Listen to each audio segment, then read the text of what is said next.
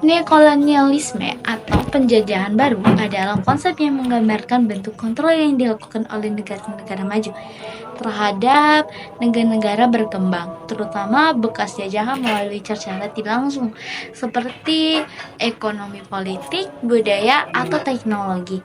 Contohnya, satu, pengaruh politik masih banyak yang sering ikut campur ke dalam urusan negara berkembang.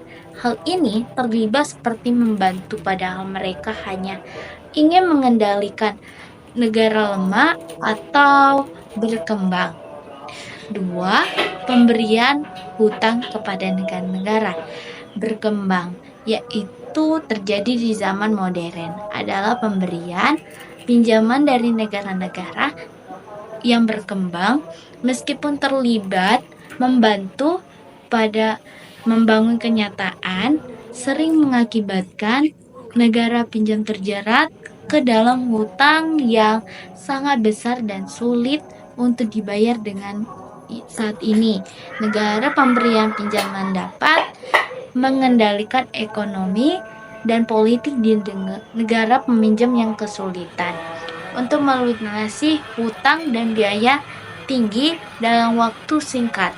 Contohnya dalam kasus krisis hutang di Afrika dan Asia pada tahun 1920-an, banyak di negara Afrika dan Asia seperti Zambia dan Indonesia menghadapi krisis utang yang parah setelah melakukan peminjaman uang dari IMF dan Bank Dunia dengan suku bunga yang tinggi. Syarat-syarat peminjaman ini seringkali menyebabkan pemotongan anggaran sosial dan program austeritas yang membebani rakyat, sementara negara-negara pemberi pinjaman, terutama negara-negara maju, terus mendominasi kontrol atau ekonomi negara tersebut.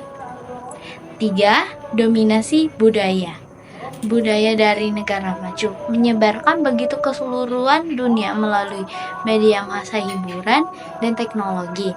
Dan ada pun juga faktor penyebab utama, yaitu 1. Ketergantungan ekonomi, yaitu negara berkembang masih tergantung pada investasi pinjaman dari negara maju. 2. Pengaruh politik dan ekonomi, yaitu negara maju memaksakan kebijakan melalui lembaga internasional seperti IMF dan Bank Dunia. 3. Eksploitasi sumber daya alam, yaitu perusahaan multinasional mengendalikan sumber daya negara berkembang. 4. Kelemahan pemerintah dan ketidakstabilan, yaitu pemerintah negara berkembang seringkali rentan terhadap intervensi luar karena ketidakstabilan politik dan ekonomi. Dan adapun juga saya akan menjelaskan tentang globalisasi. Apa sih itu globalisasi? Globalisasi adalah konsep yang menggabungkan aspek global dan lokal dalam sebuah proses atau strategis. Globalisasi seringkali digunakan dalam bisnis, pemasaran, dan budaya untuk menciptakan pendekatan yang lebih relevan dan efektif di pasar lokal. Adapun juga faktor penyebab dari globalisasi, yaitu 1. Globalisasi, yaitu penyebaran informasi, teknologi, dan budaya lokal global yang mendorong perusahaan atau ide untuk menyelesaikan diri dengan kebutuhan lokal. 2. Perbedaan budaya, keanekaragaman budaya dan kebiasaan lokal yang memaksa adaptasi produk atau layanan agar diterima di pasar yang berbeda.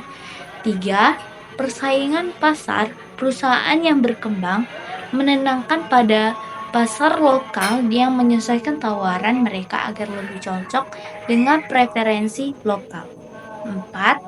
Permintaan konsumen lokal, konsumen yang menginginkan produk atau layanan yang relevan dengan budaya yang selera mereka.